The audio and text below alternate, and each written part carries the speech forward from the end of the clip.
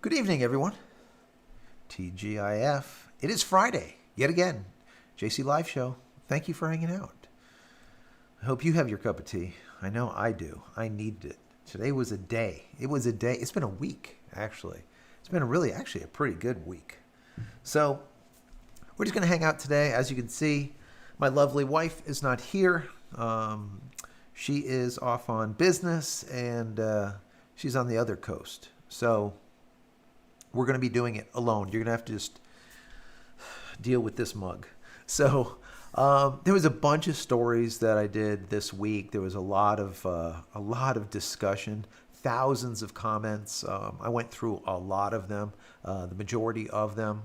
But I'm glad everyone is here. I'm glad that everyone's here. It should be interesting. We're going to just talk about today some of the things that I talked about this week. But also, I want to get into, what is coming when it comes to SpaceX Starlink. Because I did a piece that I talked about it a little bit, and I want to dive into it a little bit deeper. So today, we're just going to kind of hang out and shoot it, so to speak. So thanks for being here. I really do appreciate it. If you have a question, put a Q before your question or at JCristina, and then I'll be able to hone in on it a lot quicker. Also, if anyone is interested in any of those shirts that I'm making, I put together a lot. And if you watch today's video, I could talk about it a little bit on today's live. But I have my cutter, my vinyl cutter, working on Linux, whereas it's really only supposed to work on Windows because they don't make a Linux piece of software, but someone wrote something and the damn thing works. And it actually works better than the Silhouette software that comes made specifically for Windows. Who would have thunk it? I mean, it just works better. More simplistic, and it was easy to dial in. It literally took me like 10 minutes to be able to start cutting some of my artwork for shirts. So kind of interesting. Anyways, if you want to take a look at any of those shirts, go over to JCristina.com and then go to shop. And then scroll down, you'll see a whole bunch of them. So let's get into who is here. Who do we have today? We got Radioactive Texan. How are you doing? 83 Jeep is here. Thank you for being here. Alan B. Who else? We got Butch. Let's see. Bugsy A1. Also, we have Fragile 1976. Thank you for being here. Appreciate that. We have John Wolf. John Wolf, how you doing, John? Tom is here. Who else do we have? Ken, James Hill, Mark, Ricky Joe. How you doing, Ricky Joe? Eric Miller, Rubicon is here. Who else do we have? We have Kenny. No One. I like No One. Omar is here. Artie Van Han, 70. How are you doing? Eric. James Castillo. So, a bunch of you are here already. So we're just going to, like I said, hang out today and kind of talk about some things. I want to get your thoughts on some of the pieces that I did this week because there was a lot of comments. So I'm sure there's going to be some stuff that you guys want to talk about. But kind of in reverse order, I started out with politics at play with the Starlink launches that were denied. This was kind of incredible to me, and it kind of pissed me off because, well, I mean, I should just know that this is the way it is. But sure damn enough, politics are at play, as they always seem to be. And this time it was with this California Coastal Commission. I'm like, who in the hell are these people? Normally it's the normal players. You have the FCC giving Elon shit. You have the FAA giving Elon even more shit. Then you have the Fish and Wildlife giving a whole bunch. And a lot of these players, a lot of these regulatory bodies. But when I read this, I was like, California Coastal Commission. What the hell do they have to do with anything? Well, come to find out, Elon, or the company, SpaceX, was asking to bump up their Starlink launches from 36 launches for this year to 50 launches because they're able to turn these things around like crazy. And this regulatory body, this California Coastal Commission, denied him. But what was interesting here is how they denied them, right? These people, I don't even know. I have to give you a quote. So what ended up happening here, it says, quote, this is from them. It says, "We're dealing with a company, the head of which has aggressively injected himself into presidential race." God forbid. California Coastal Commission Chair Carla Hart reportedly said during last week's hearing. In response, Musk tweeted, quote, "Incredibly inappropriate." Yeah, I think so. "What I posted on my platform or on his platform has nothing to do with Coastal Commission in California filing suit against them on Monday for violating the First Amendment." Hear, hear. I like that. This is the kind of stuff. I mean, he's sending those Falcon 9s out of, I think it's Vandenberg. And just California has to get their claws into it, and they don't like his politics. They don't like him being outspoken. They don't like that Twitter no longer exists. They're just pissed about life in general. So, yeah, this is what ends up happening. What's interesting is they kind of responded with this weird type of statement that says something like, let me see. "The commission did not immediately respond to a request for comment, but during the last week's 6-4 vote, officials pointed to various reasons for blocking SpaceX for increasing the company's Falcon 9 launches in Vandenberg Base, or out of Vandenberg Base, which is owned by the U.S. military." So this is what they state. This is the kind of mental with these people. In particular, some commissioners took issue with the U.S. Air Force and Space Force requesting the launch increase when SpaceX is the primary company set to benefit from the deal. Who gives a crap?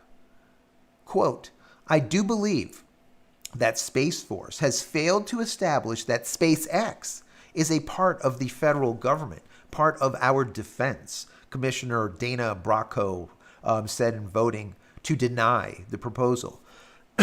So, I mean, so Elon has to, or SpaceX has to be somehow part of the U.S. Government for this to go through. I mean, it is just absolutely craziness. But this is the kind of stuff that happens. Excuse me. But what I found here really interesting is when kind of push came to shove, they're like, wait a second. If the U.S. military says that SpaceX can do it, and like kind of putting them under their wing, then we'll just go ahead and let that go. Man. If you live in California, just help me out. Let me understand what the frick goes on over there. Like, I just want to know. I just want to know. I don't get it. Like, a lot of this stuff, I don't get. You know, I've said this for many years, and I know Fab would have kicked me like 5 times already because I'm ranting. But I said this many, many times. I really do believe California should be broken, not into the ocean like a lot of people have said and wanted. No, I think it should be broken up into a north and a south. I think that would fix a lot of things. What do you guys think? Anyways, so we talked about that. If you want to talk about any of that, you let me know. Also, I did a piece on life after Adobe, cutting the cord. And I was speaking about data loss and how I lost my operating system. And I taught you guys how to install time shift if it's already not built into your operating system or into your OS. Like with mine, with Linux Mint, it comes with it already. But if not, I showed you how to install it and how to use it. That was kind of that was a fun one to do. And then also we did a piece on Gigabit plan, the Gigabit Starlink. And this is pretty interesting because Elon Musk is really pushing for gigabit at this point. We know that he wants to do sub 20 milliseconds, right, for latency, which is fantastic. But he also wants to push gigabit out to us. So instead of getting, like right now, I just checked, I was getting like 230, 240 down in about 17 to 22 up upload speed. He wants gigabit. That's 1,000 down. Now, is it going to be symmetrical? No, it won't. All right. There's no way he's going to be able to push 1,000 megabit up, a gigabit up. It's just not going to happen. So it will be asymmetrical. But I don't care. If you could get a gig down, I mean, that is just crazy. And then you get it sub 20 milliseconds, maybe 15 millisecond latency. It's basically fiber from space. I mean, close.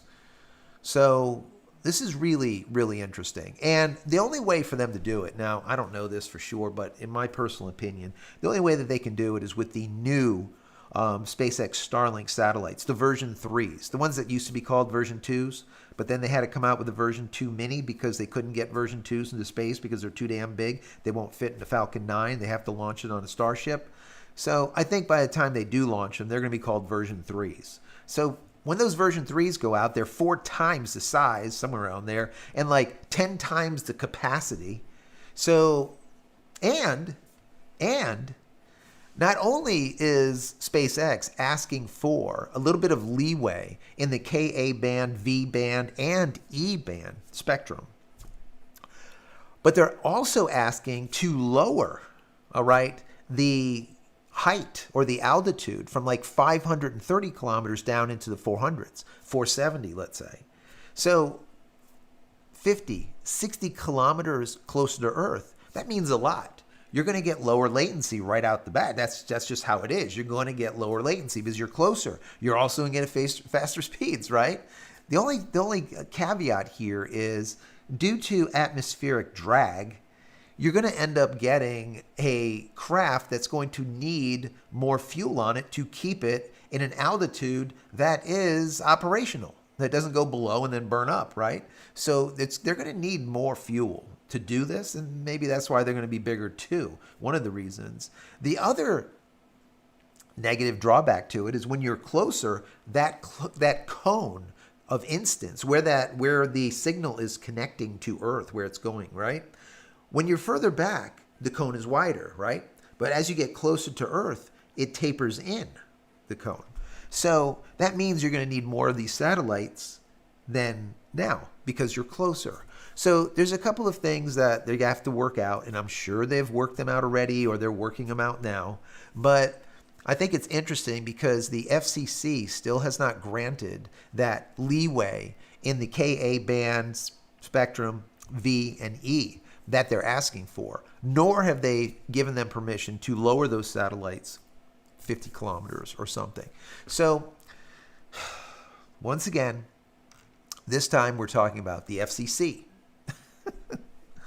and the barriers that go on. And the piece that I was reading to you guys in the last video that I did, it kind of hit the nail on the head because it was saying that, look, the regulatory bodies are the ones that are really hindering this thing. It really is. It says, as competition in satellite broadband heats up, SpaceX navigates both technical and regulatory challenges. Absolutely, right? The stakes are high.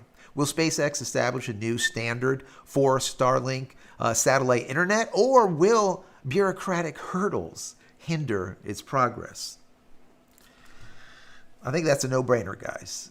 I think it's a no-brainer. And then today's piece that I did, of course, was on making the shirts, making those cuts. Let me roll over here and grab these. If you didn't watch my video, this is what I was making. These are stuck together. These are a couple of samples. There you go. Tea time, right? Tea time. This one will go directly on a shirt or a hat or whatever. And then, of course, I did a sample print of my Megabit guy. I love Megabit. I got a few shirts with him. It says Megabit down there. But anyways, I did that vinyl cutting today. So now that I ranted, I'm going to go through the chat and see if there's any questions. Once again, if you have questions, put a Q before the question so I can see it, or it's easier for me to see. Where's Peter? Has anyone seen Peter? Where's our moderator? Peter, where are you? If you're watching this, my friend, email me back. I'm checking up on you. I want to make sure you're okay. Let's see. Excuse me. My voice is still not 100%. It's crazy. It is crazy. Omar says, "What do you think about the new batch of satellites going up?" Well, that's what we're kind of speaking about. So, right now we have the version 2 minis that are constantly being fired up there, and we also have the version 2 minis that have the built-on eNode Bs. The eNode Bs are basically what transforms these satellites into cell towers in space, which is kind of crazy, right? Kind of crazy. Kind of cool, but crazy. Let's see. What do we have here? Ricky Joe says, "Did you hear YouTube was making a new subscription called Premium Lite? It's similar to Premium, except there are limited ads instead of no ads at all. It's a cash grab. You know, that's how they make their money, right? That to me means only one thing. That means that they're not making as much revenue as they once were on ads. Think about it, right? If you were making just crap loads of money, boatloads of money off ads, you wouldn't even offer a premium anything because you want people to watch the damn ads because you're making so much money. The whole idea of doing a premium so that people pay a set amount every single month in perpetuity, forever, is a good business model. We know that. Look at Adobe and all the rest of these people. Don't get me started with them. But it's a really good model. But usually that means that you're lacking in advertising revenue. And now by having a light, that to me means that they're lacking even more, right? That means to me there's not as many people advertising on YouTube, or they're not willing to pay the price for advertising on YouTube. Why that is, I don't know, because YouTube is the second largest search engine on the planet. Number one being Google. And YouTube is owned by Google, right? And Google is owned by Alphabet. So I don't know. I don't know. I'm not sure why that is, but that's a good question. Ricky Joe. Let's see. Starlink Tech by RI says we're back from NC, from North Carolina, after deploying Starlinks for Asheville, FD, and Relief Center. Awesome. That's awesome. FEMA was the dish systems, or could get it working, had to use our free Wi-Fi for residents in the parking lot. So that's kind of weird. So you're saying that the Relief Center in Blackmount, FEMA had big dish system. Oh, okay, gotcha. They could not get to work. Had to use our free Wi-Fi.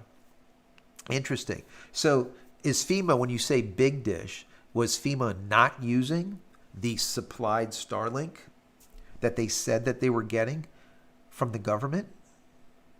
Because I heard that. I heard that FEMA, the government, was sending FEMA Starlinks on them. Were they not using those? Let me know. I'm very interested. But I'm glad that you were there and you were helping out. All right, that's just awesome. Absolutely awesome. Here's a question from Eric. It says, Joseph, if SpaceX doesn't have the second set of chopsticks ready for next launch, can they leave Starship in orbit until they clear Boca Chica? That's a good question. That is a good question. I'm going to probably say no. And the reason being is, while the Starship is in orbit, it's not like at 300, 200 kilometers, 300 kilometers, 500 kilometers. It's a lot lower, 100, whatever they're going to. I forgot what the amount was, but it's a lot lower. So, I mean, they could. I mean, don't get me wrong. They have enough propulsion on there to keep it up, as long as need be, I would imagine. That's a big damn rocket, right? So that shouldn't be a problem. I just don't think they will do it. I think what they'll probably do is, on this next one, they will probably land it in the ocean one more time, okay? And make sure they can put that damn thing on a dime.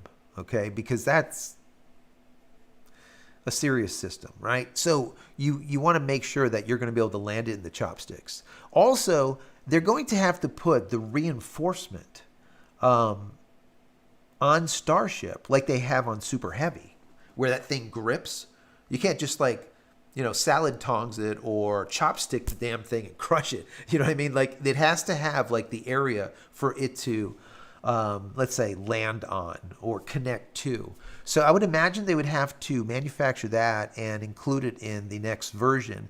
And I would guesstimate that the next rocket is probably done already, right? It probably has that same heat tiling on it. They probably put that substrate on there, that ablative surface underneath the ceramic tiles that actually insulates just in case there's burn through, or if a tile pops off, there is that ablative surface that actually will char and melt and dissipate heat. So once again, I think the rocket, which would be the next one, the IFT-6, I think that's already done. I think that could probably launch tomorrow if approved. But it's not going to be approved for who the hell knows how long. Once again, FAA, FCC, all the rest of these damn people. All these three-letter people. Anyways, let's go on here. Kevin, how you doing, Kevin? Kevin is here, a little late. How's everyone doing tonight? Awesome. It says, Ricky Joe says, do you know if there was a nationwide outage with T-Mobile on October 17th, my friends? So I did not see an outage. Now, I don't have T-Mobile on my phone, but I have T-Mobile here in the studio as a backup to Starlink, right? I haven't had to use it, even though it's there, because Starlink just damn works, right? So I'm not sure if there was an outage. What I am sure of is while we were in that hurricane region here, when the last hurricane came through, I showed you guys on the last live, where I turned off everything besides the airplane, not airplane mode, but turned off Wi-Fi, Bluetooth, turned off the towers, turned off everything. And within like 2 seconds, boom, I had 2 bars. I'm like, 2 bars of what? Doesn't even say. I text my wife next to me and the text went through. So that was obviously Starlink at play there, right? It wasn't SOS going through the Apple phone or something. Anyways, so that was working and it worked really well. It was like spontaneous. So we'll see what ends up happening with that. A lot of people are really going to enjoy that once T-Mobile has this service available at the end of this year. So still watching for it. Let's see. Let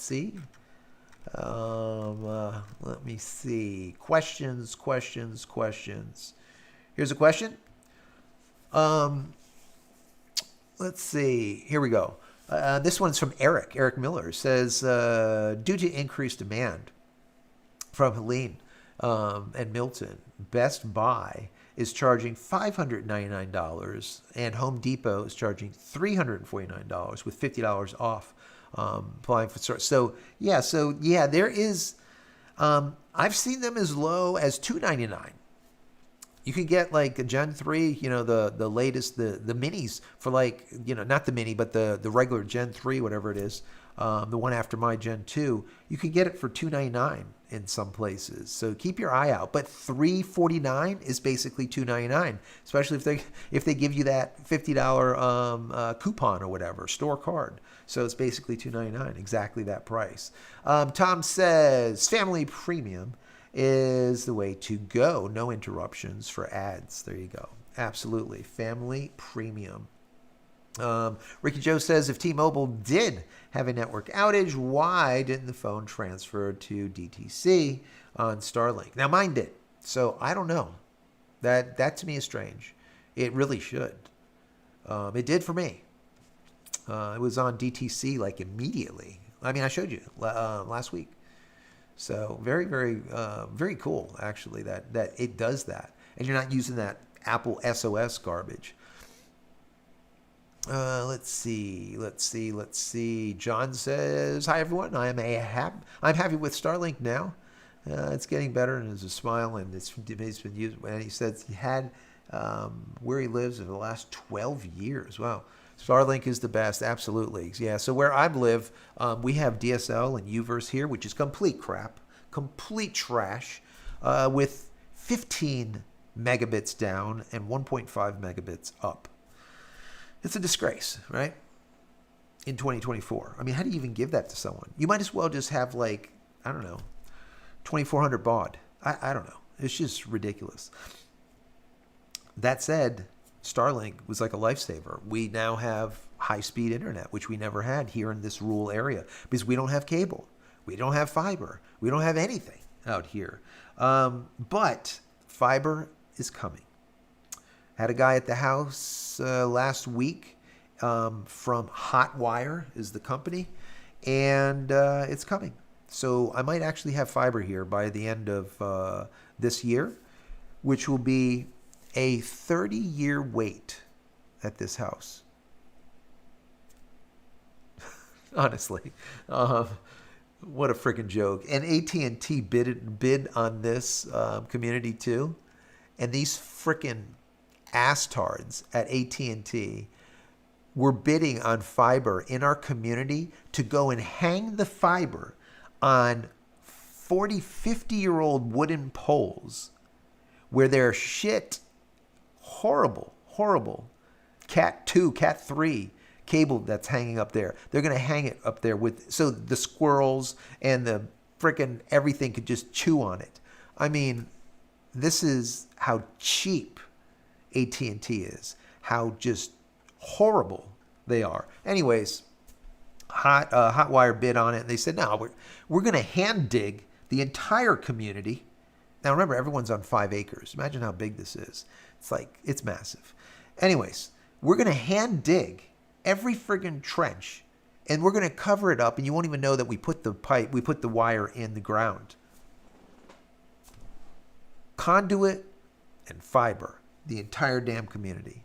That's the difference. That's why when I always say AT&T is shit, I'm not kidding. Okay, I have a lot of firsthand knowledge and experience with AT&T. I mean, I ran a rack at a colo in the old IBM building down in Boca Raton, right next to Bell Atlantic's rack. So I know what goes on all the damn time for many, many years.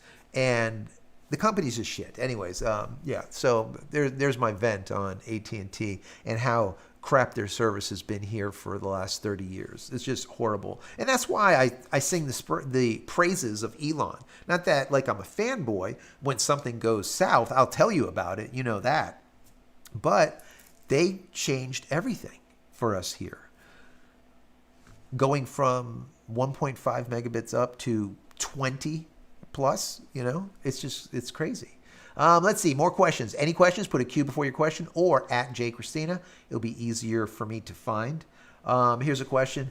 If you guys are chatting back and forth, that's no problem. I'm not going to read all of them. I'm just going to, anything that has a Q. So if you put something in there that doesn't have a Q or doesn't have at JCristina, I'm probably going to go over it and miss it because I'm trying to go through it. Fabiola's not here, so it's a little bit harder for me to do it at the same time. Let's see. George says, how did you get started making YouTube content and building your channel?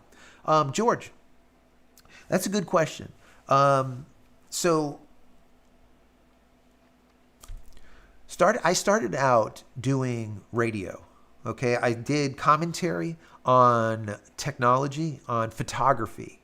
So Trevor Current and myself started a channel. It was Digital Photography Cafe. This is like many, many moons ago. All right. Digital Photography Cafe, we actually traveled throughout the United States and we went to all of the big photo and video, all the big things like the WPPI, PPE, Photo Plus Expo, wherever. We would go to the Javits Center, we would go to Las Vegas, wherever, and we would set up, we would get a booth, we would set up all of the mics, the radio, the whole damn thing, and we would go live. This is before anyone even knew what the hell this was. They were all like, how are these people doing this? We had anyways. The bottom line is that's when I started. I started doing podcasting way back when. Matter of fact, I got my Twitter account like right around that time in 2009. I think it was July. And I believe that Elon Musk started his Twitter account in July 2009 also, I think it was. We had the exact same month in the same year. That's how long I've been with Twitter, now X, right? Anyways, follow me over there. There's about 20,000 of you that are following me, I think, right around that. But anyway, so that's how I got started. And then we started doing these recordings, okay, for Digital Photography Cafe, but here, like this, where he would be next to me, would be two talking heads, and we would talk about the industry. Well, he kind of started doing his own thing, and then I started the JCristina live deal, right? So I started doing my photography stuff, and then that's how I started building out the channel. And then I got SpaceX Starlink. I started talking about Starlink. A lot of people liked it, so I continued talking about Starlink because I was learning, and as I was learning, I was teaching you guys. That's kind of how it started. I really do believe in teaching what you do, not teaching what you're trying to get someone to learn something like out of a book. This used to happen all the time when I was going to college. I went to 3 different colleges because I didn't know what I wanted to be when I grow up, and I still don't know what I want to be. So that said, there was 95% of the professors sucked. And the reason they sucked because they were washed up nobodies. Okay? Every once in a while, you would find a professor that was still in his industry, whatever that industry is. I had a couple at the Art Institute because I went for video production, commercial art, advertising design, this kind of stuff. I had a couple in there that were good. A lot of them were drunks and they were washed up, but I had a couple that were actually good. Also in formal, I was going for child psychology and also for computer science, 2 other different schools, and I did have a couple that were good, but they're very rare. They're hard to find. So what I decided to do with this channel is that I would actually put out information on things that I know about, right? So if I tell you about SpaceX Starlink, chances are it's going to be pretty damn accurate. Now, I'm wrong every once in a while, like, I'm human, but the bottom line is I kind of not only talk it, but I actually do it. The same thing now that we're doing the life after Microsoft Windows. The same thing I did 5 years ago with life after Adobe, cutting the cord. I cut the cord. After 25 years of being forced into Adobe, all of the professors at my school said, you have to learn Adobe. If you don't learn Adobe, you're not going to be able to get a job. You're not going to be a professional. I proved them wrong. So I haven't used any Adobe product for 5 years now. All alternatives, and they do everything just perfectly fine, right? Same thing holds true with Windows. Right now, I haven't used Windows. Windows is still sitting here for the last 80 days as of today. 80 days. Never been back in the computer. I'm just using Linux. I want to try it out. See if I can do all of the things that I need to do and not give in to Billy the Kid over there. All of the telemetry and all of that spyware and the malware that Windows bloat is. So anyways, that's a good question. Thank you for that. But that's how I started. Started out with podcasting when people didn't even know what the hell a podcast was. Yeah, that's kind of how it started. Let's see. Question. This is from no one. What's the Adobe version on Linux? Linux. I was going to install it on Linux to make something. The Adobe version on Linux. The Adobe version. Are you looking for Photoshop alternative? Are you looking for an NLE, a nonlinear editor for video? What are you looking for? No one. Let me know. And maybe I can answer the question better. Let me see. Look at this. Is Fabiola here? She is. I just went down to the bottom. I'm going to have to go back up because I know I missed some people. Fab, you could virtually kick me if you want. There's the kick. And there's the kick. See? She's telling me. I was running. I'm just ranting. That's what I do. I rant. Thank you. I appreciate that, baby. Thank you. What is it, 4,000 miles away, and I still get virtual damn kicks? Let me see. I know now that I went all the way down to the bottom, I got to cruise back up here and see if I missed any questions, which I'm sure I did. If I missed your question, put it in there again. All right, put it in there again. I will get it. Don't worry, I will get it. Terry says, What's your take on the Tesla phone? So that's a good question, Terry. Tesla phone, I think, is vaporware as of right now. Elon Musk keeps saying that he doesn't want to have anything to do with the phone thing. Then I hear, things saying that yes, they're going to do the Tesla phone. Then I see all these videos with all of these Tesla phones, and it's like, I feel like they're fake. They're rendered. I don't know. I don't know what to think yet. I think until I see official, if you have a URL to Elon Musk actually saying, I'm putting out a Tesla phone or a Pi phone, send it to me. Okay, I want to see it. I have not been able to vet this properly, to be able to really answer it. Now, if I had the ability to purchase a Tesla phone or a Pi phone for myself, my wife, and my son, I would do it immediately.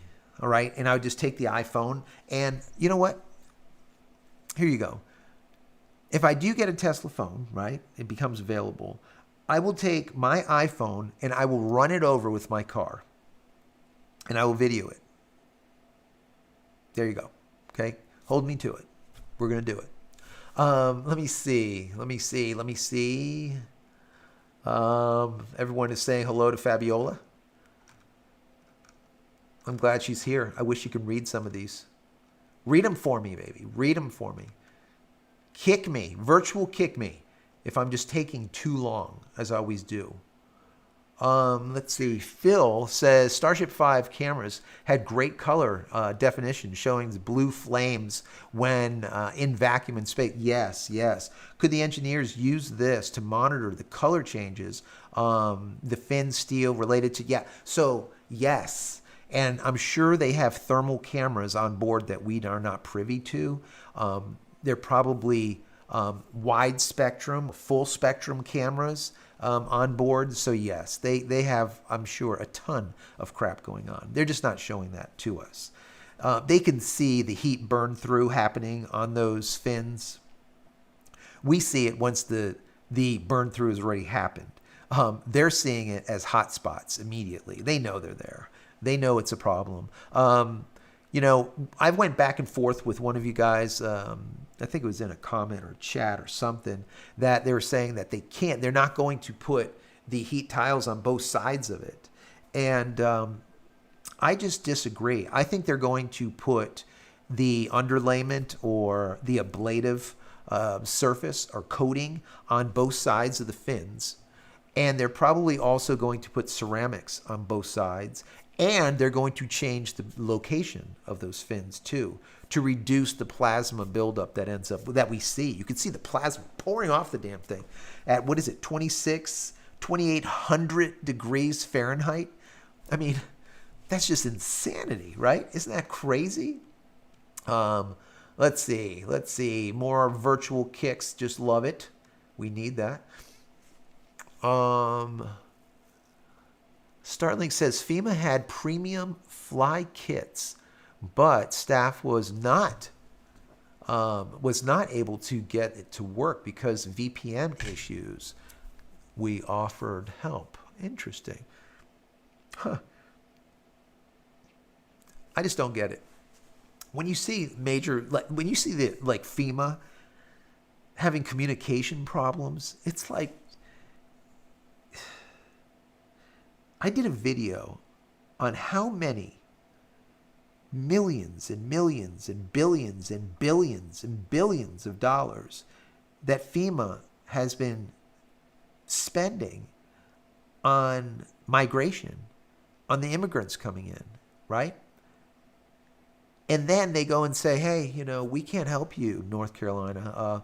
Any other hurricanes that come through, we're tapped out. We are tapped out. We cannot help you. I mean, it's a problem. And anyone that looks at it would have to say, it's a friggin' problem.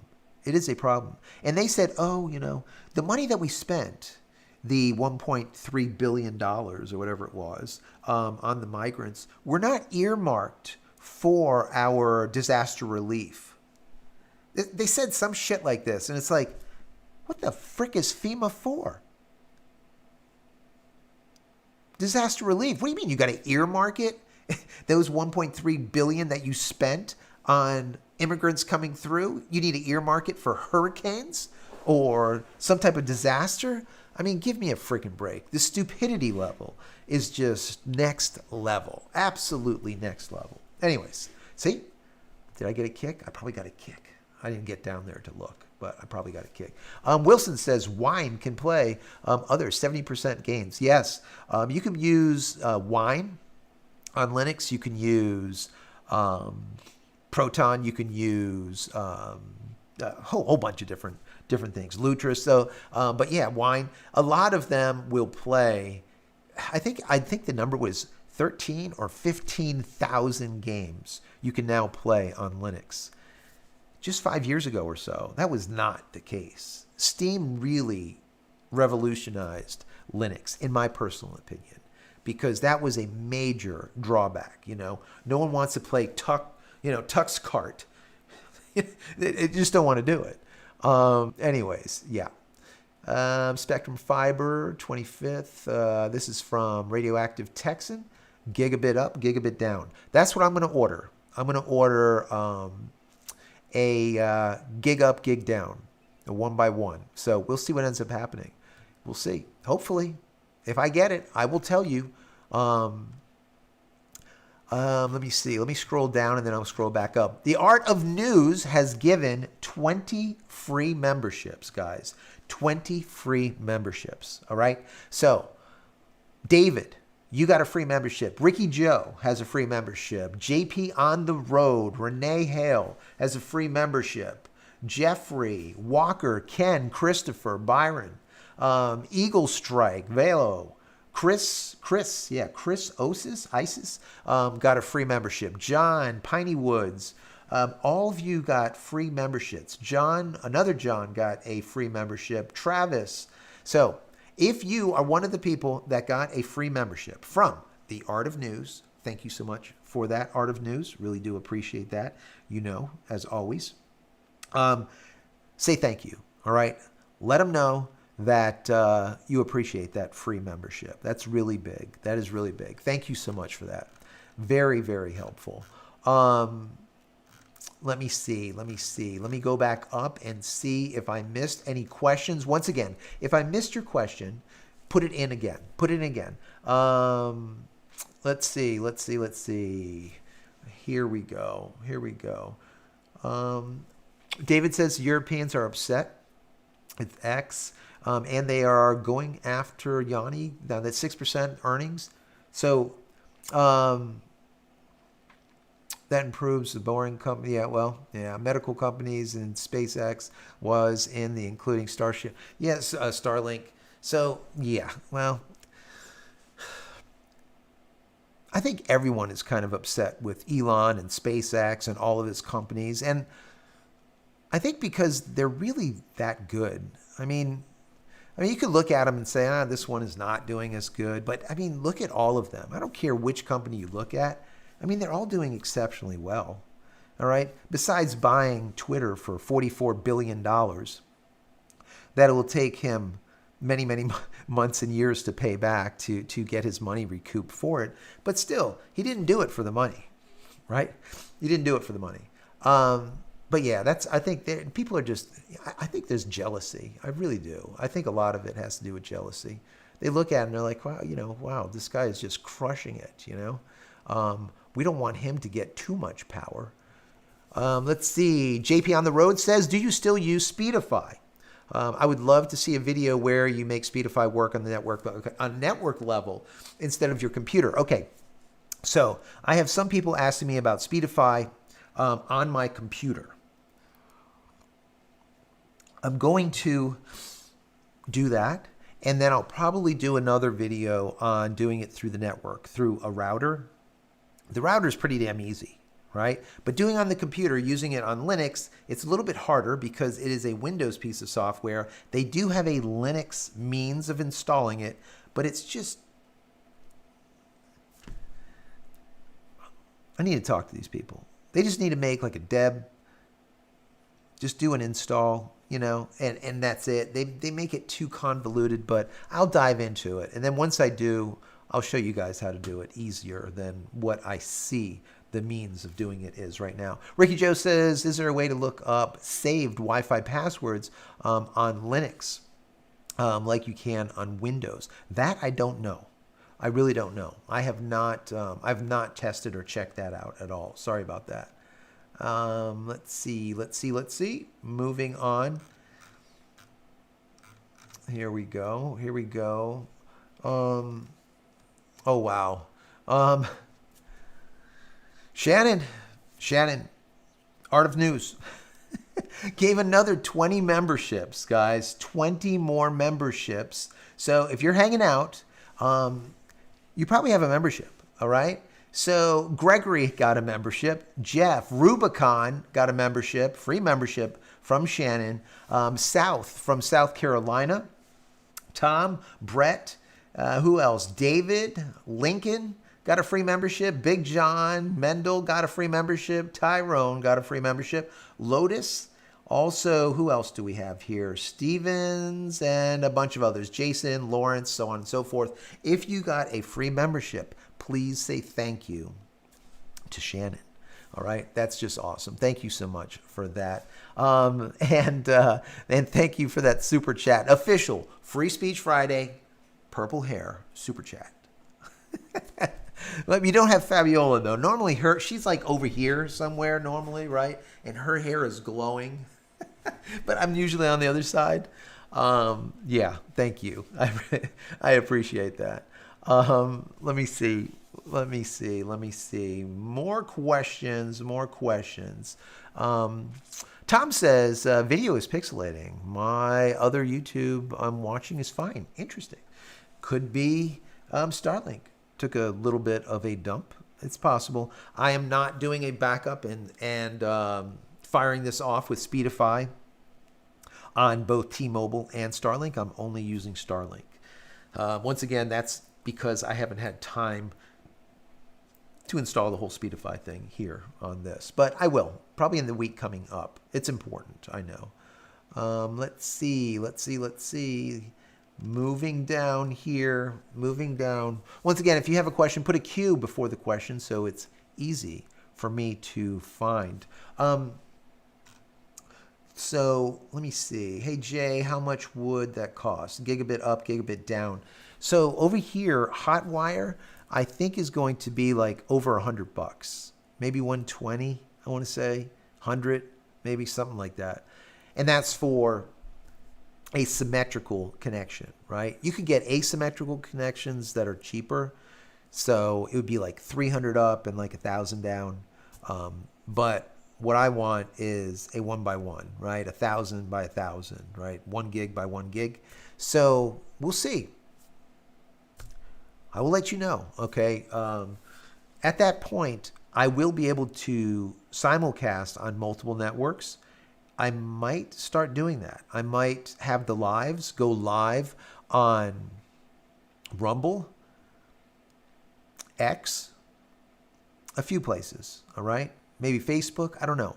I might have the lives go live in a bunch of places.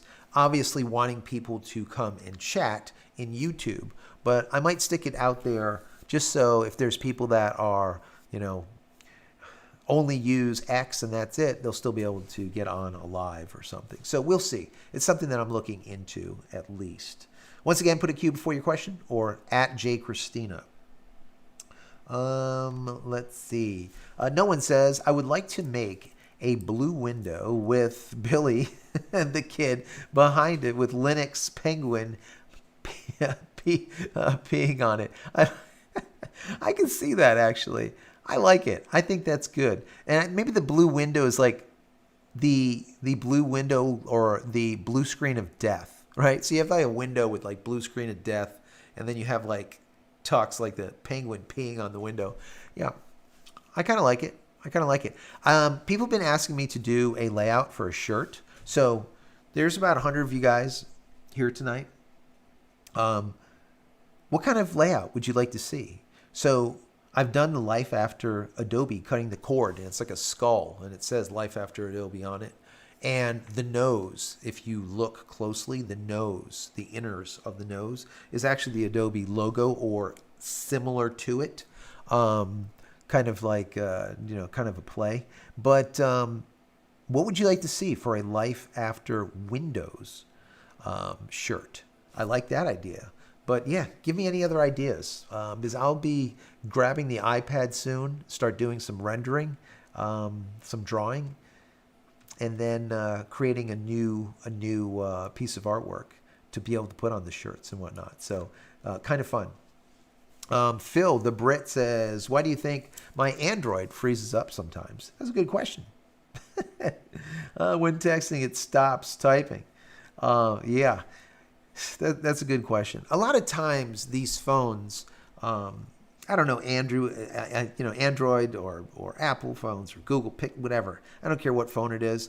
A lot of times the problems stem from memory issues. Like if you have too much going on and you have too many apps open, right? There's too much memory being used, and then you go into a program and it just starts running like shit or stuff not running right? So close all of those windows, right? That's number one. Reboot as you always would do, which is really important, and then take a look at how much RAM you have left or how much memory you have left.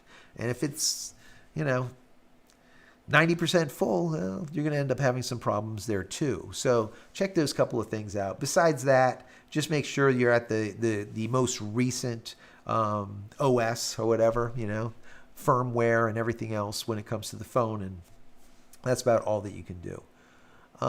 Let's see. Fabiola is still here. It's virtual Fabiola. Look at her. Virtual Fabiola. Look at that. Let's see. Moving down here.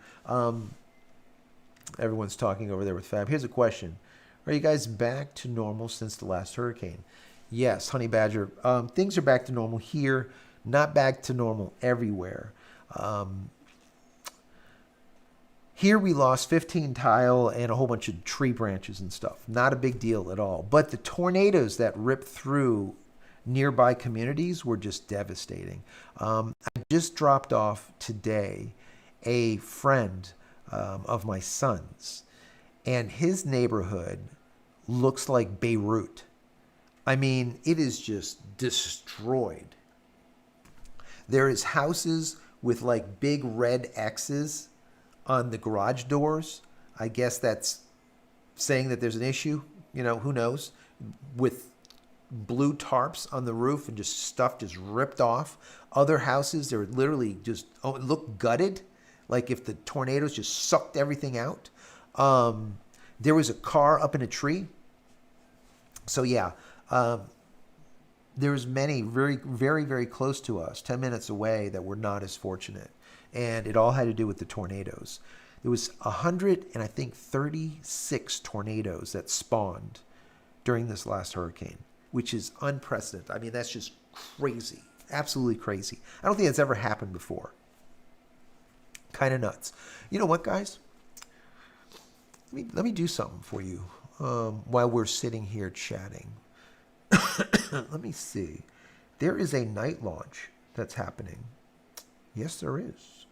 There is a night launch happening. Let me see. Let me see if I can put that on while we're sitting here chatting. Let me see if this will work. Maybe. Yes, it will. 4 minutes. Here we go. There we go. All right. It is working. So let me go and switch over and see if this works. It does. There you guys go. So T-minus 2 minutes and counting. I think this just went off a few hours ago. So I'll just leave that on. I'm not going to put the audio on so it's not blasting in your ears, but you can watch it just the same.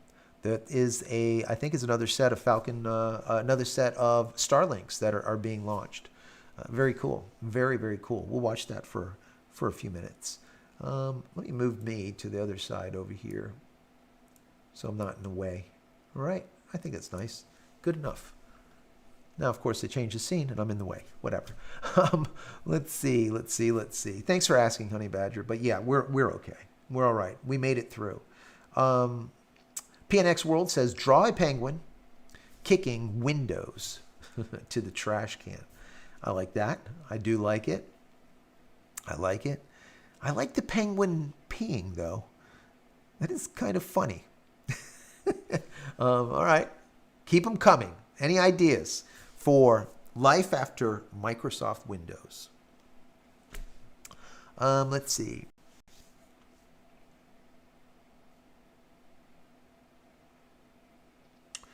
Any more? Let me look through here. Let me see.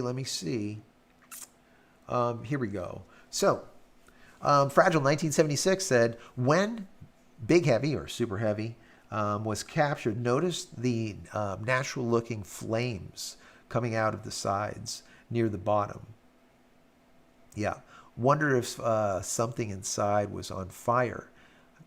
So I talked about this when I was live, and they need to put some type of halon or some type of system on that will put out the fire, because there are, what I was reading, there are parts, okay, on those engines, the cones, there are parts that are warped now, bent, that are just, and it's because they were just burning where they shouldn't be burning.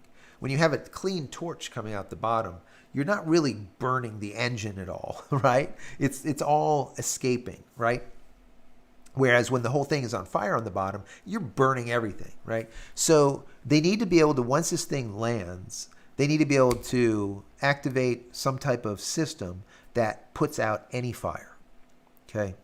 That's what I think. Will they do that? I don't know. But yes, what you're saying, that was Fragile. I think that was, Fragile 1976. What you're saying is absolutely 100% the case. And I brought that to everyone's attention when we were live. And it's just something that they need to work on. It's a moving target, right? And they're doing an amazing job if you think about it. They are doing, I've said this all the time, SpaceX, they are doing what NASA does in 10 years, they're doing in less than 10 months. And I think that's why a lot of these agencies are just kind of upset about it, because they are so burdened. 1 minute already into the rocket. All right. So they're so burdened by their regulatory bodies and this board and this person and that person, and no one could ever agree on shit. And it's just like, it's just a bureaucratic mess. Okay. Whereas SpaceX, you just got one guy, and his goal is just to get people to Mars. that's like his goal. He's even said it. He said, I created the Starlink deal. This whole Starlink that we are using now, yes, it's going to be good for interplanetary communication. Yes, it's going to be good for communicating with the moon and doing GPS for the moon.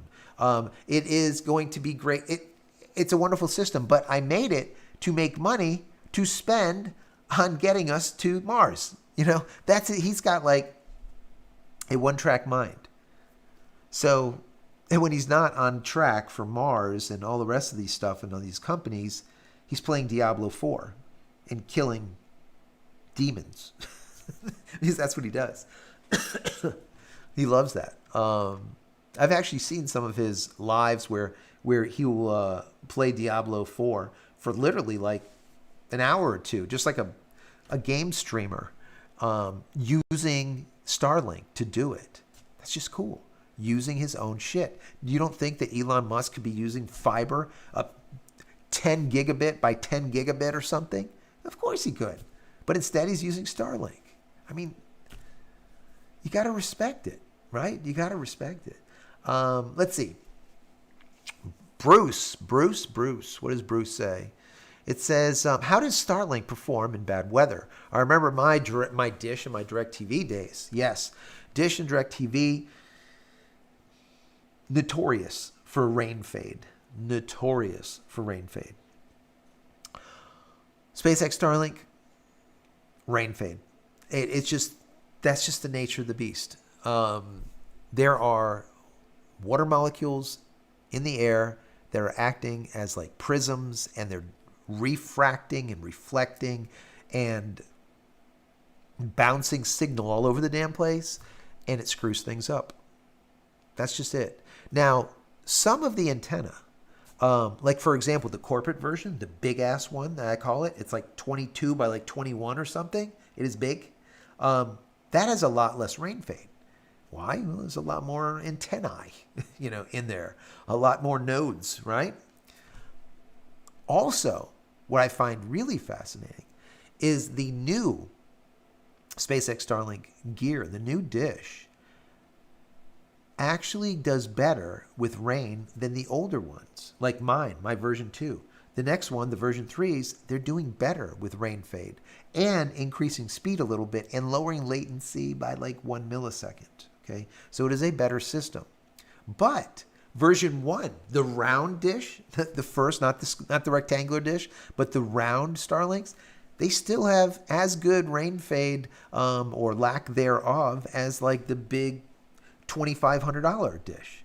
They just do a really good job, and that's because they're this massive oblong dish, So anyways, yes, you will have to deal with rain fade with SpaceX Starlink. Right now, if it was absolutely pouring, we would lose connection. That's just the way it is. So let's see. What else do we have? Once again, put a Q before the question or at JCristina. Let's see. Thank you for that, Ronster. TV Media says prayers for Florida. That was in the path of the hurricane. Yeah. There might be another hurricane coming. I just saw it in the news. I'm like, what is this? God. Yeah.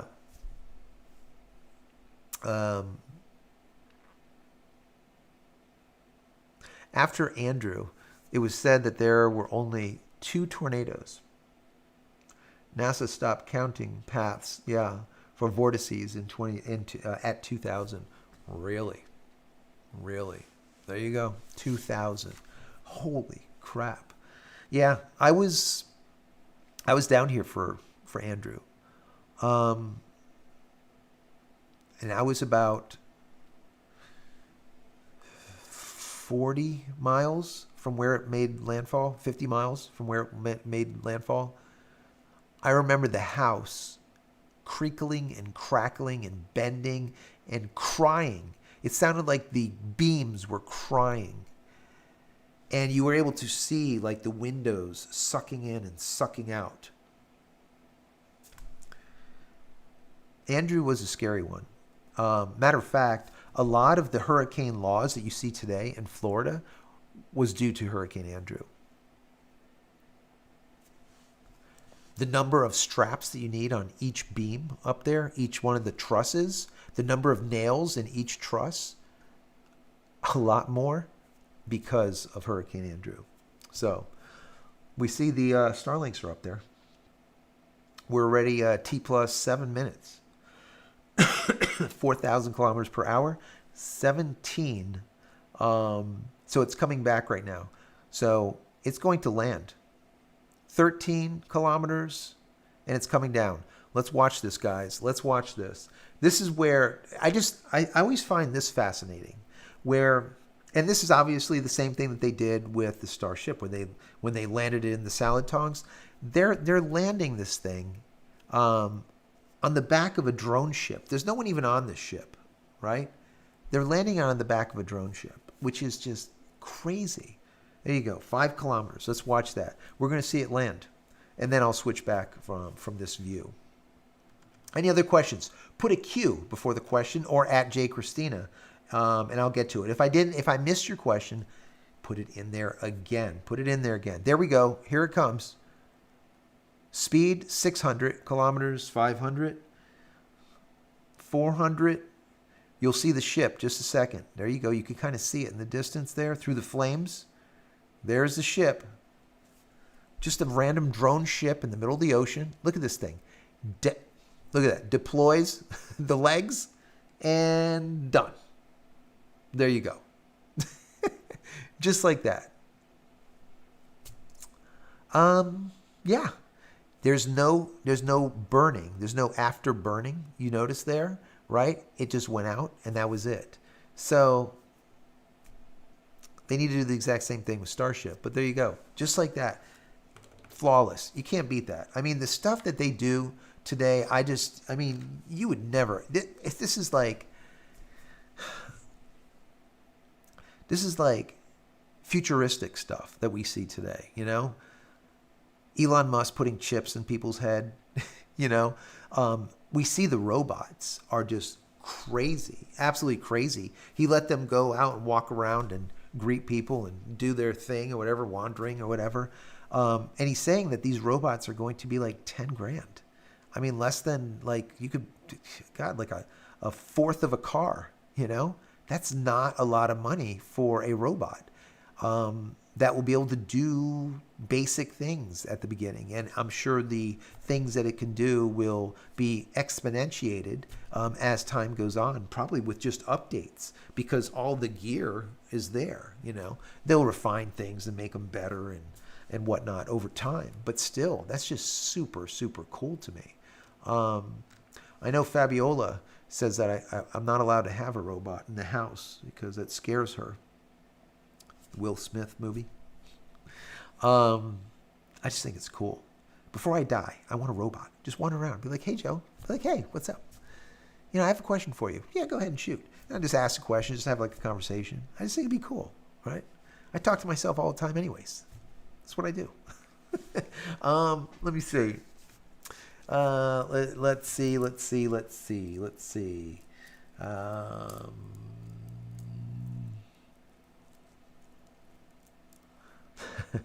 Yeah, so Phil the Brit says, is Elon going to send a Starship full of the Optimus robots to start building stuff before sending humans?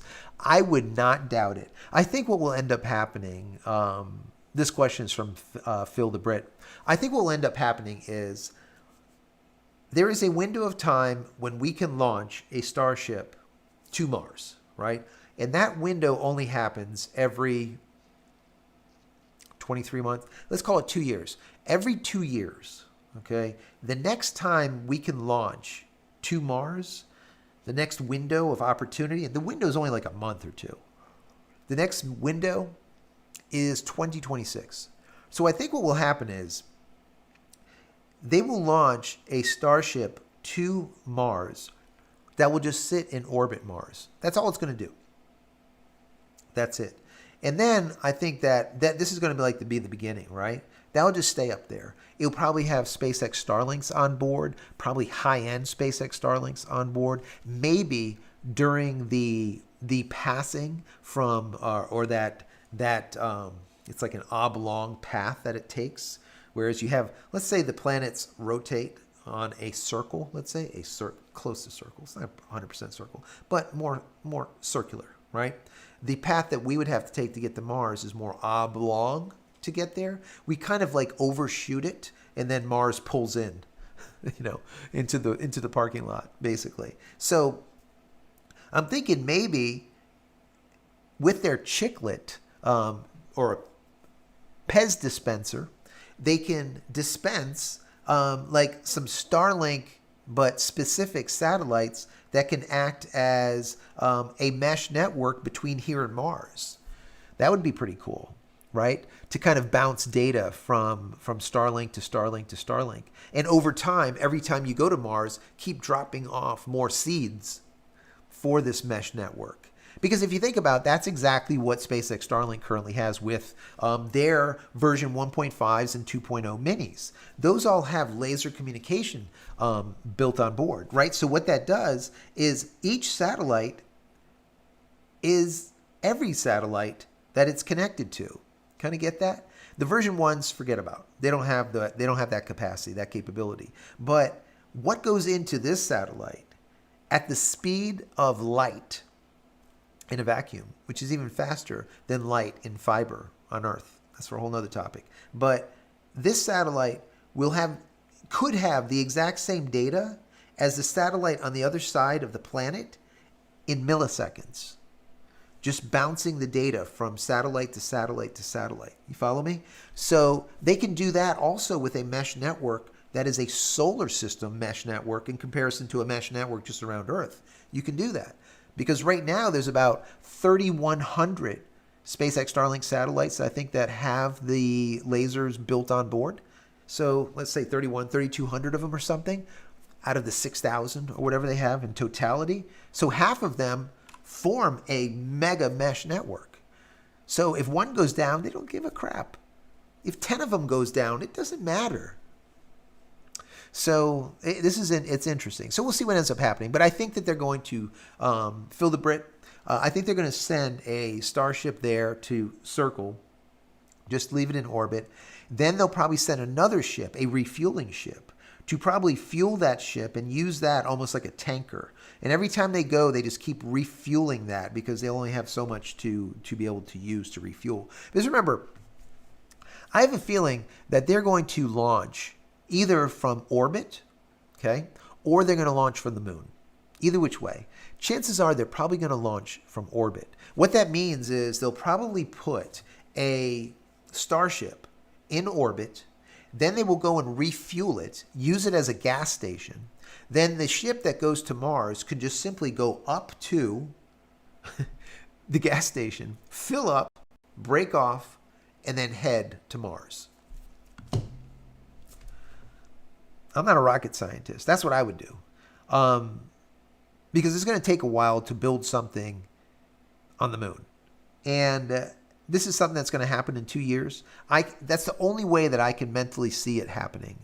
Okay, but we'll see. We'll see what ends up happening. But I think it's a cool idea, and I think that hopefully in all of our lifetime we will end up seeing a man actually set foot on Mars.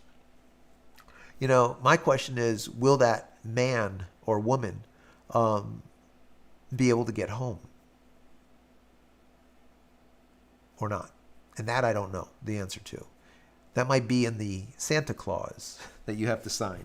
You will not be coming back anytime soon, if ever. Sign right here. You're like, okay, let me sign that.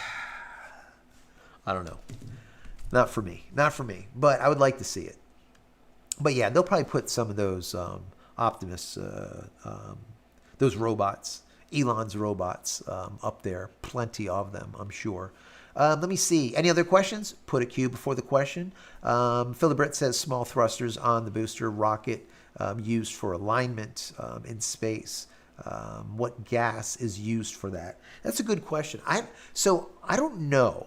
I really don't know what they used. I know some of the gases that we saw pouring out was actually during cooling. So just before it fired up the rockets on Starship to make that hot, let's say, detachment, right, where you're actually firing off and then pushing away, they were cooling those engines before lighting them up. So a lot of that mist, a lot of that stuff that you saw was cooling. So, but yeah, I'm not sure exactly what they use for propellant or what they're using to be able to guide these things. I don't know. I really don't know. That's a good question. I have to look it up. Let's see. PNX says, can you do a video of game emulating on Linux? I would like to learn to see how you can game emulate on Linux like PS2. So if I could just detach this camera right now, I can't do it. Maybe next video. Okay. Remind me. PNX, remind me. My son and I built a 80s game unit, right? Console. A big 7.5 foot massive unit with the sticks and all the buttons and quarters going across it, the whole 9 yards. And the entire unit is run on a, do I have it here? No, I don't. On a Raspberry Pi. So computer this big.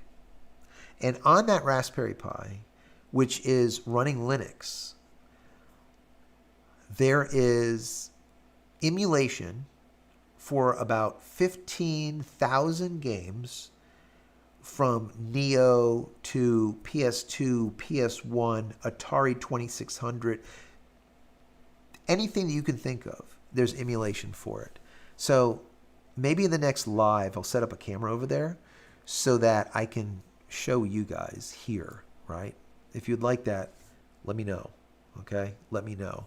But yes, you can do it. It's very, very simple, and it works out amazingly. And instead of building the whole thing like I did, you could just do it emulation on your computer. Get a little joystick, and away you go. That's the easy way of doing it. Let me see. Question. Network speed test says, are having ping spikes. I'm having a lot of ping spikes. I live in Central Florida. Interesting. So let's go ahead and open up a terminal and see what is going on here. See what's going on. Let me see. All right, let me see here. I'm going to go and open this up. Let's do ping 1.1.1.1. We'll ping Cloudflare. Let me make this bigger so that you guys can see it better. I can zoom in here a little bit. There we go. Can you see it? I'm going to leave this up while I'm talking just for a second. Actually, you know what I'll do? Now remember, these pings are with me broadcasting at 4K, all right? And even at 4K, these pings are a little bit higher than what I normally would get.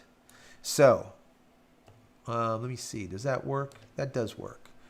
Let me go and stick that here. Let me see. We can do that? We can. All right. So you know what I'll do?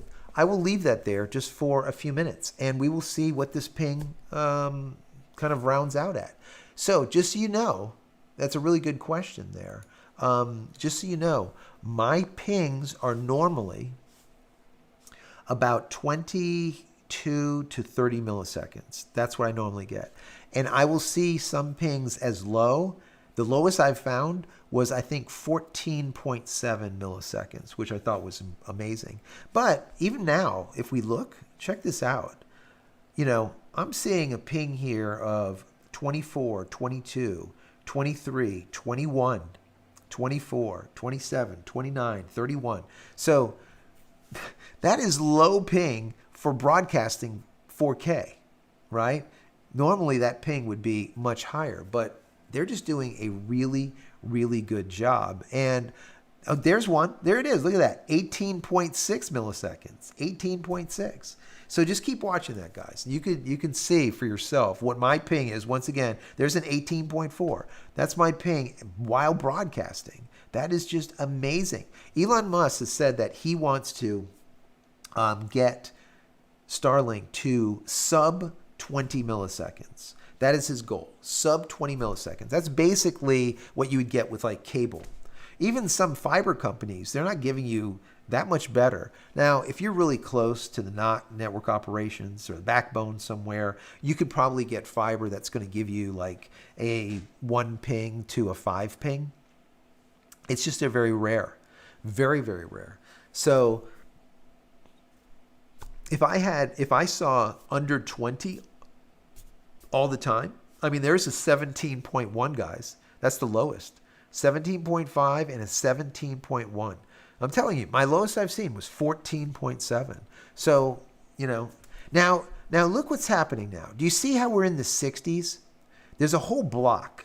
There's a whole block there that are in the 60s. You see that? Now keep watching that.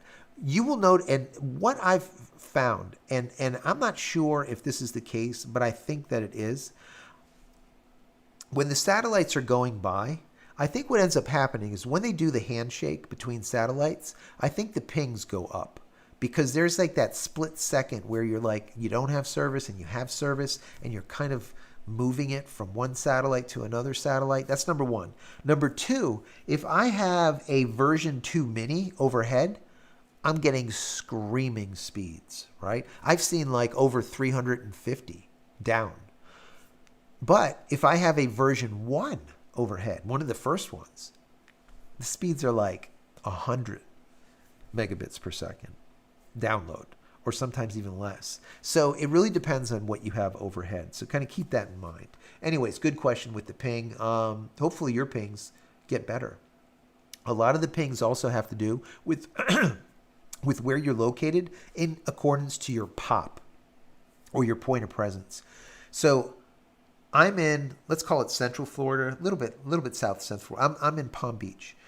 The POP that they connected me with was in Atlanta, Georgia, with this 700 miles away, right? So that was brutal. So if you don't know how Starlink works, some people are new to the whole Starlink shit, and and I need to always step back, and sometimes I'll get too technical, and some of the people don't understand this. So how it works is this. If I put a request out, Google search, okay? How does it work? The computer sends to the router, from the router being the Starlink router. From the Starlink router, it goes to the dish. The dish sends the data up to the satellite, okay? The satellite sends it back down to the ground station near me. The ground station, through fiber optics, will fire it off to the POP, or the point of presence. That's like your backbone, let's call it. The point of presence will actually do the request to Google. Google will reply. The POP will take that data, send it to the ground station near me through fiber. The ground station sends it up to the satellite, and then the satellite, whatever satellite's overhead by that time, might be a different satellite. Doesn't matter. Then the satellite sends it back to my dish, and then into my router, and then into my computer. That's how this shit works. So if you didn't know it, hopefully that clarifies things. So you know what's going on. So if you can get, I taught people how to change their POP, and SpaceX got pissed off and they stopped it within about a week. Who knows how many people that I told during my video went and did this, but I actually had them change my POP from Atlanta, Georgia to Miami. And when that happened, my pings went, they were awesome. They were, my pings were, let's say 30, 40, 50 milliseconds. They went down into the 20s. Well, SpaceX got pissed and they said, we will not change POPs for anyone. Whatever POP you get, that's the POP you get. So I was using Atlanta, Georgia for about a year and a half. But just recently, they put me into, where? Miami. Just like I said from the very beginning, I told them to do it. And the reason I told them is I'm like, why am I using a POP 700 miles away than a POP that's 70 miles away? 10 times the distance. Does that make sense to you? They didn't give a shit, So, and I understand it. You can't do that for everyone. And when I told people to do it, they probably were not happy with me at all. But that's okay. They don't know who I am anyways. So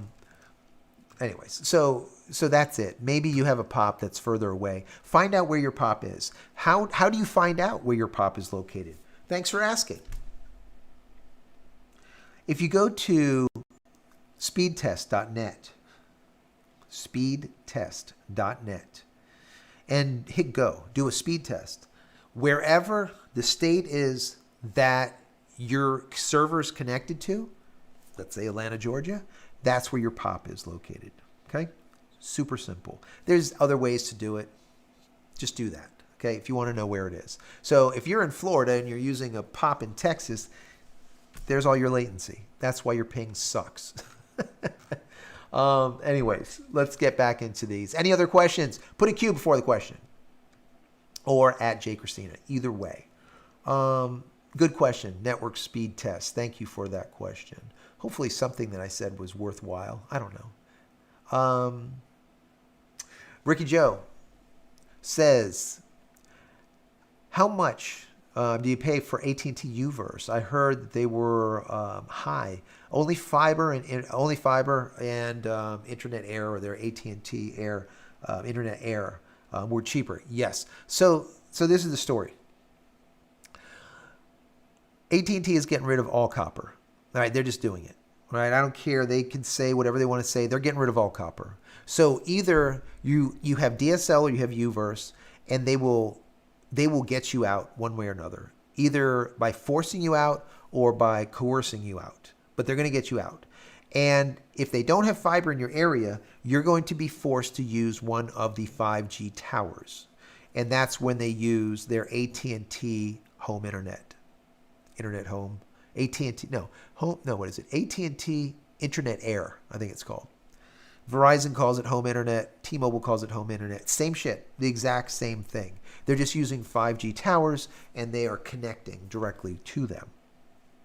Better antennas, bigger antennas, antennas that you don't want to put up to your head, So it works out pretty good. So that's what they're doing. What the price is, I really don't know what the price is, but fiber is the way to go. If you can ever get fiber, keep SpaceX Starlink. That's what I'm going to do as a backup.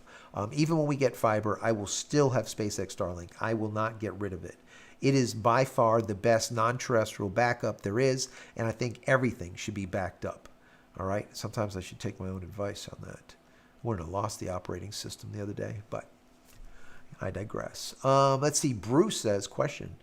Do the older version satellites stay in service, or do they deorbit and are replaced? So, good question. That is from Bruce Brown. So, the version 1 satellites, they have about a 5-year lifespan. Once they're end of life, EOL. Once they're EOL'd, basically, they don't have enough propellant to keep them in orbit anymore. And they're going to slowly re-enter the atmosphere and disintegrate. Okay, that's just how it goes down.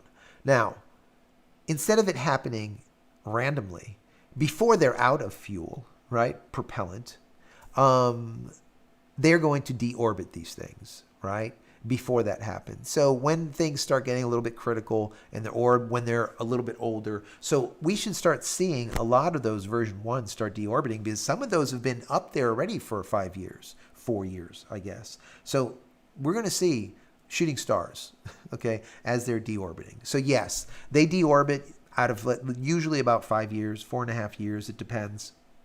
But when they start bringing them closer, like I said earlier, when those satellites are closer, instead of at 530 kilometers, then they come down to 480, let's say, 470, they're going to deorbit sooner, or they're going to need more propellant on board. There's only 2 options, right? So, good question. Good question. Let me see here. I see Fabiola still here. Wow. I am stunned. And I have not got any virtual kicks. Thanks, Fab. I appreciate that. No virtual kicks. Network speed test says, are you having ping spikes? You can just look at the screen. You can see exactly what's going on. That is my ping, once again, broadcasting 4K live. It looks pretty damn good. And like I said, we're seeing some teens. We saw, I think the lowest was like 17 milliseconds, which is pretty nice. I just see a 19.1 and 18.2 there. So, not bad. Let's see. Questions. Here we go. What software do you use to ping DNS? So just use ping. If you're using Windows, you're going to type ping space. You could use Google 8.8.8.8, or you could use Cloudflare's name servers 1.1.1.1. If you're on Windows, you're going to do ping space 1.1.1.1 space -T. That's going to allow you to ping like in perpetuity. You'll just keep pinging instead of pinging 3 times and just giving you results. You don't want that.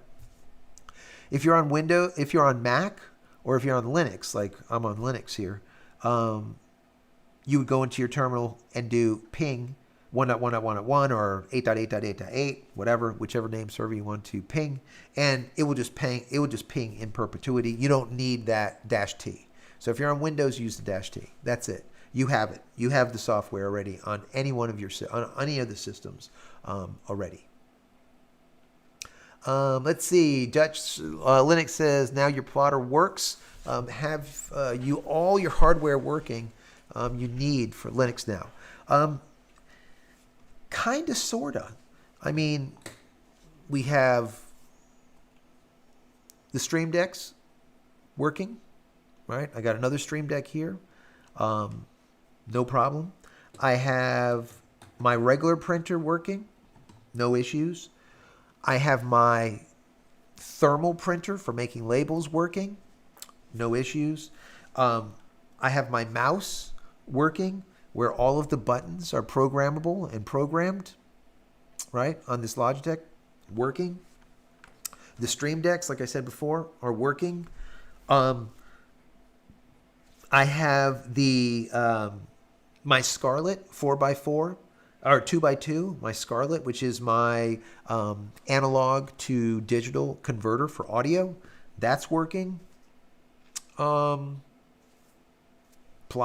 was just started working last night.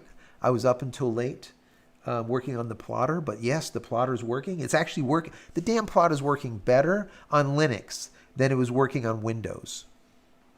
God honest truth. So, what else? What else? I mean, I'm starting to get close to. I'm getting to the end of the internet. I don't know. I'm getting to a point where I'm going to be able to say yes. I have everything working. There's probably some other things that are going to pop up. There was something that I was programming like a 10 key or 15 key, 18 key like pad. I was programming it, but the company only writes software to program it for Windows. No, not for Mac, not for Linux.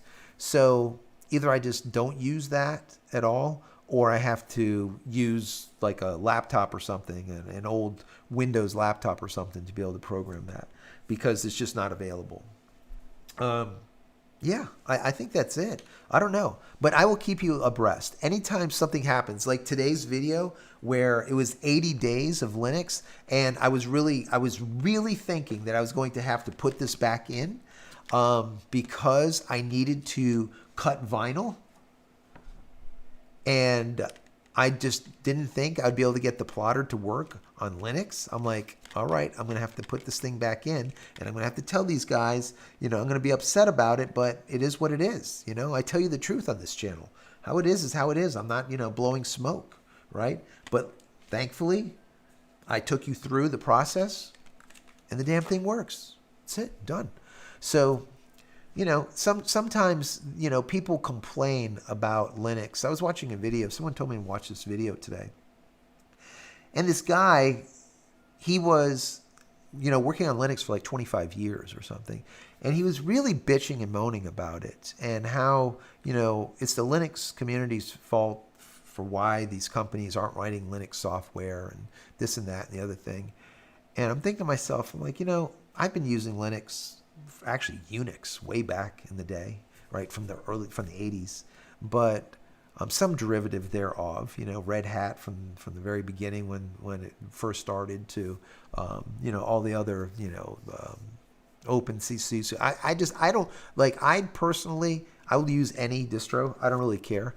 I'm not really, like a fanboy on anything that works. That's what I use. That's why I'm using Linux Mint 22 right now. And the reason being is the damn thing just works. I had the hardest time to get my label printer to work. If I can't print labels, I can't send you guys the tees and the shirts and all of my merch and all the rest of this stuff, all of my products I've invented over the many years, right? I need labels. So Linux Mint, I literally installed the printer like in minutes instead of spending hours on some of these other distributions. So I don't care what the distribution is. Just allow my stuff to work, and I'm good with it.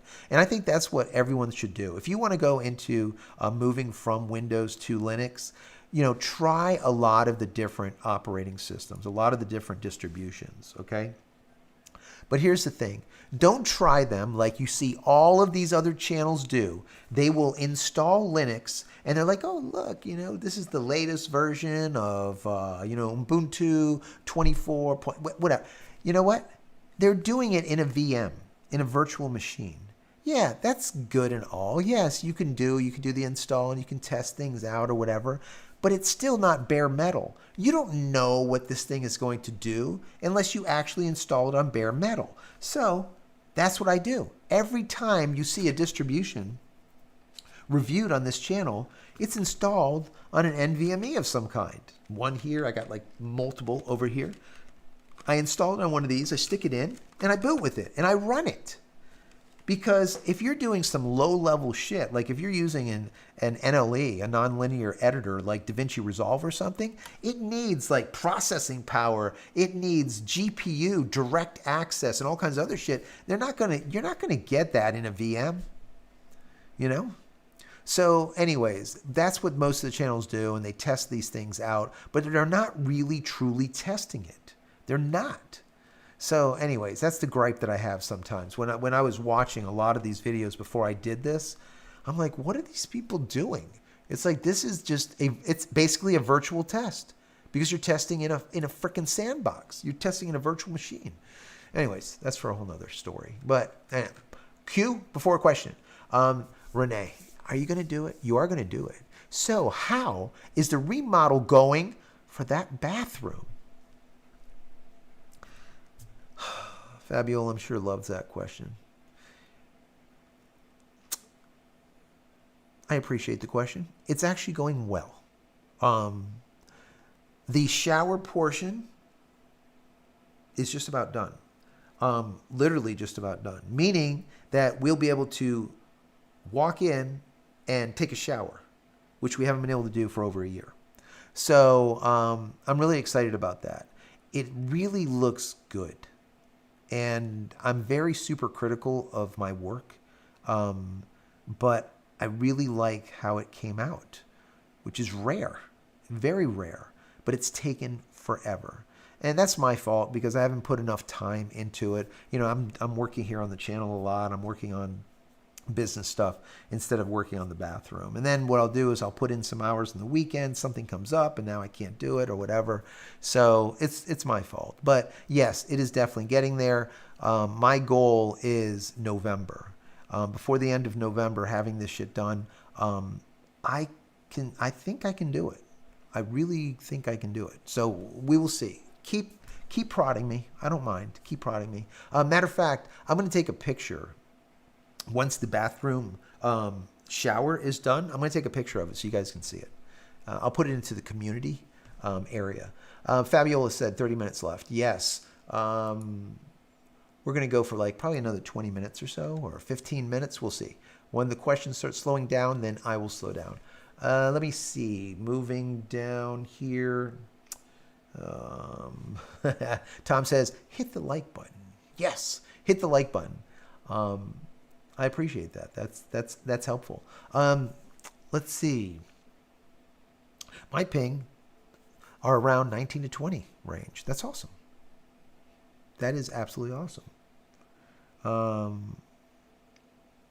Let me see. Let me see here. Here we go. Here we go. Question. This is from Ronster TV Media. It says a VPN can interfere as well. That it says you are in a different area. Yes. VPNs, by nature, cloak you and show you from any location that you want to be. So, for example, if I'm using a VPN, we use PureVPN. Matter of fact, JCristina.com/VPN. JCristina.com/VPN. You get like 15-20% off or something off PureVPN. I use these guys. The reason why I use them is there's a lot of other VPN companies. They offer, this is a side note, they offer static IP address and port forwarding. And neither of those are available through SpaceX Starlink.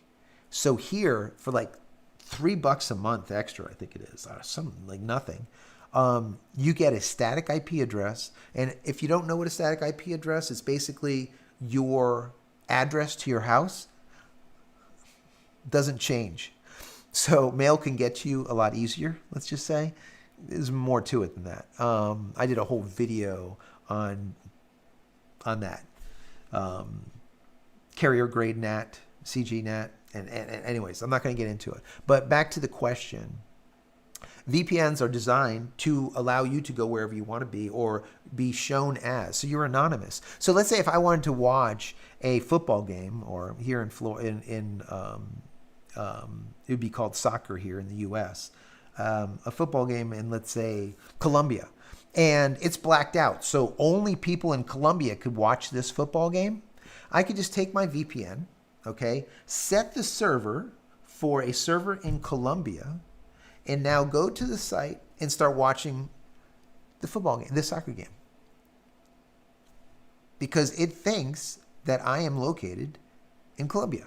So these are like this. There's other things you could do with VPNs. There's a whole bunch of stuff you can do with VPNs. But that's like, one of the cool things about it. And you're a little bit more anonymous because you're going through multiple servers. But there's always a but to all these things. And the big but is that it impacts your connection. It impacts your latency, right? So you get worse latency. So if you're getting, let's say, 20 milliseconds latency, you might end up with 40 or 50 millisecond latency. And then people will be like, well, why is that? The reason being is now, instead of your request, let's say going from me to Google and back, right? It's going from me to a server in Colombia to Google, from Google back to a server in Colombia, and then to me, right? So you have more hops in the loop, number one. Number two, if you're trying to get or try to be viewed as someone outside the country, now you're pinging outside the country, which sometimes might be 100 milliseconds. Who knows? So there's always those factors, but VPN is still very, very powerful. There's no reason not to use one. If you want to be anonymous, that's a good way. It's not perfect. People, they'll bitch at me and be like, you're not necessarily, anonymous with VPN because the VPNs will, give your data up to authorities and other stuff. And yes, they do, There's other ways around it. You can, use certain browsers. There's all kinds of stuff that you can do. But that's for another video. Kevin says, I'm a retro video game nerd. Would love to see your setup. Okay, so that's a couple of people that want to see that. Next Friday, I will set up a camera pointing at the stand-up video game over there, the full unit. And maybe I'll walk over there and I'll show you guys some of the games. Literally, there's like 12 or 15,000 games from every name a system, and it's there. Neo, like the old Segas to the Ataris to the VIC-20, the Commodore 64. I mean, games from way back. Very, very cool. Let's see. Moving down.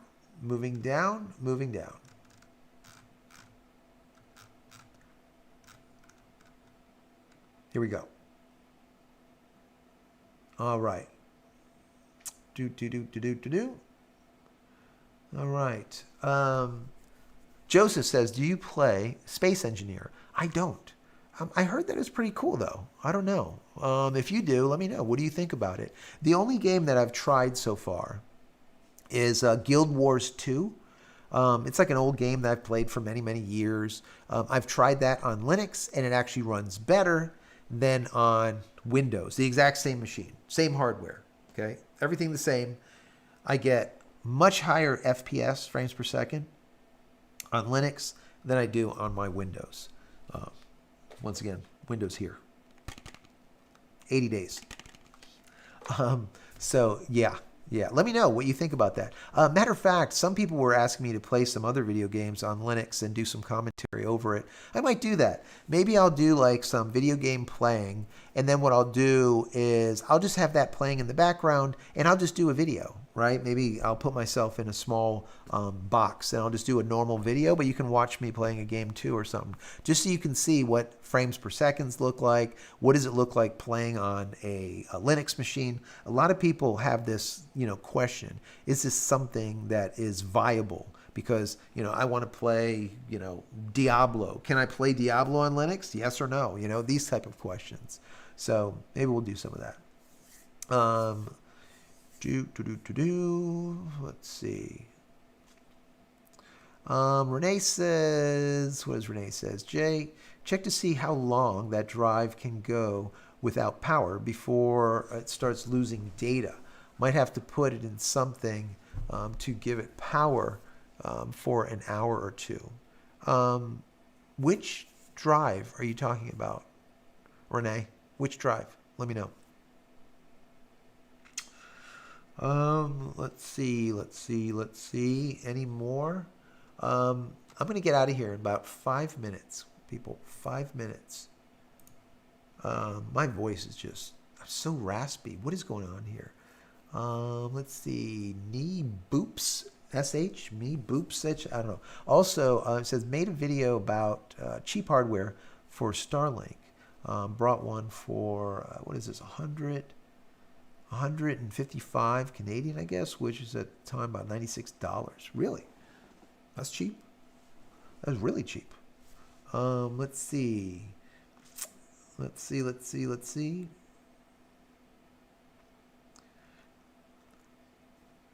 Fab says if I don't do that bathroom, she says we're going to have some serious problems. Guys, some serious problems. Procopy says, which is the best program for a Photoshop replacement? It really depends on what you want to do with Photoshop. Okay. Photoshop is not an easy one to replace on Linux as like in totality. Okay. There is really good painting programs. Like you can use Krita.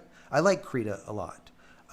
If you want to do vector type of stuff, like Illustrator, like Adobe Illustrator, what I just did a video on today, which is Inkscape, is phenomenal.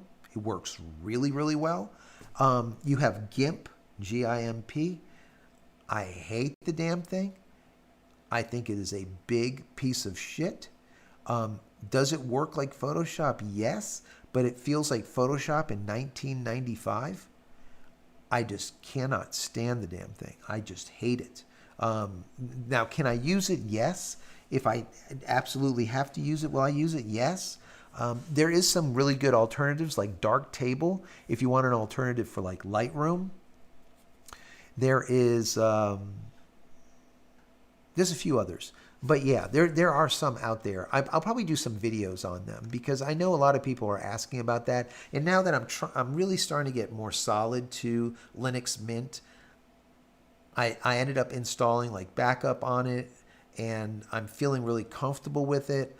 I don't know if I want to go and keep testing more and more distros because honestly, there's only 3 distros, right? That's it. You have Arch Linux, you have your Debian, you have your regular Ubuntu or your Fedora also. That's it. Okay, that's it. Then you have all of the forks that have come out, and honestly, you're just simply reskinning.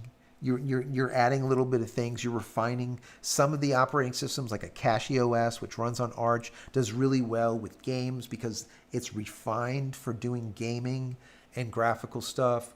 Another build might be refined for this, that, or but honestly, the refinement really, like I've seen videos where it's 5% increase, 10 maybe, like maximum. At that point, just install the regular damn the regular distro.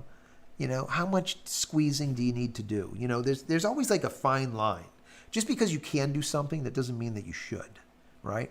That's just the way I look at it. So I'm really starting, I think, to get solid around Mint. I think I'm going to stay here, right? I haven't said that to anyone yet, but it just feels like home now.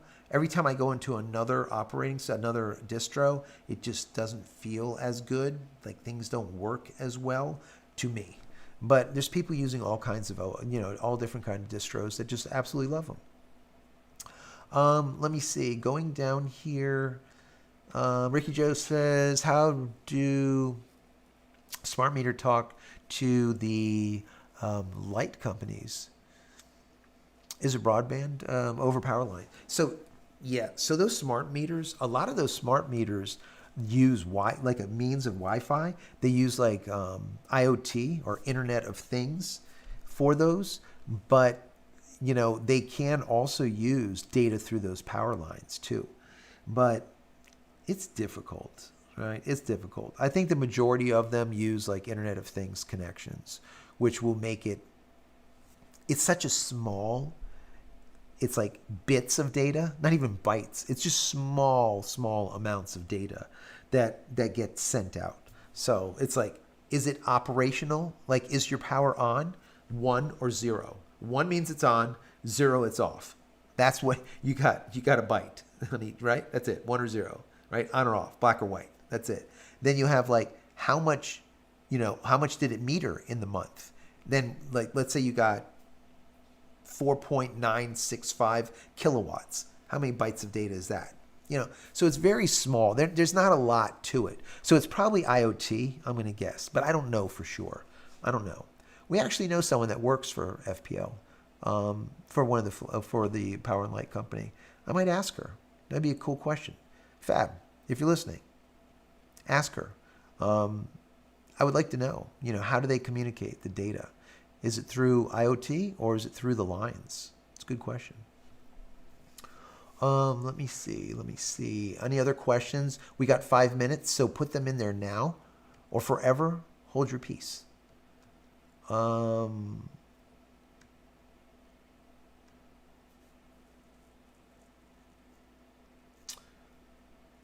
Let's see. Moving down here, smart meters, we got that. Any thoughts on doing a strip down? Any thoughts of doing a strip down? Strip down of what? This is Low Tech Greg. Home Assistant in Linux too. That's always cool. Yes, we can do something like that. Win or Windows in a VM. Absolutely, we can do that. At this point, if I absolutely needed Windows, I would probably get a Windows key and install it in a VM, in a virtual machine, and give it a little bit of room, and that's it, and that would be it. I really don't even want to install it bare metal anymore. If I don't need to, I'm not going to. So guys, let me see. There's 2 more questions down here. Let's see. Last one. Let's see. Travis says, you think Linux Mint is the best Linux? That will be the last question, I believe, for tonight. So the answer to that is, it is, but for me. All right. So if you are trying to go from Windows to Linux, what you want to do is you want to try a lot of the distributions on bare metal, right? Install them on an NVMe, or install them on an SSD, or install them on any kind of hard drive, right? Install it, run it, okay? Make sure you unplug your primary drive so you don't accidentally overwrite it and lose everything. I've seen people do this, and it's just, don't do that. Unplug it, plug in the blank, boot into your whatever OS or distribution that you want, boot into it, install it, then use it. Install it on the bare metal, and use it. Then delete it, install another one. It literally, within 20 minutes, you can have a whole nother operating system. Then delete it, do another one. Very simple. Try all of them and see which ones work best with your hardware. With my hardware, Linux Mint just simply works. Whereas with others, either I can't get them to work at all, the hardware, or it's just so convoluted, I don't even want to teach you guys how to do it because it's just freaking stupid, right?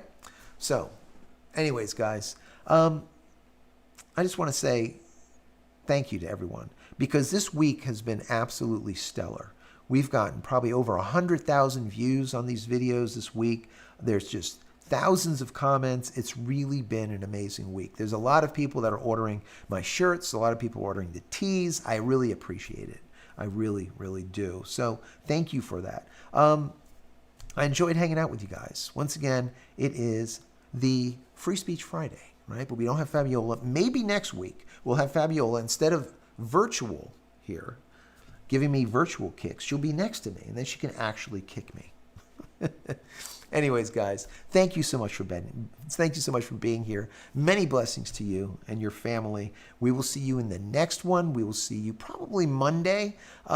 This weekend, we're going to do probably a little bit of work in the bathroom and do some other things around the house. So we'll see you next week. Thanks a lot, guys. Have a good Friday and a good weekend.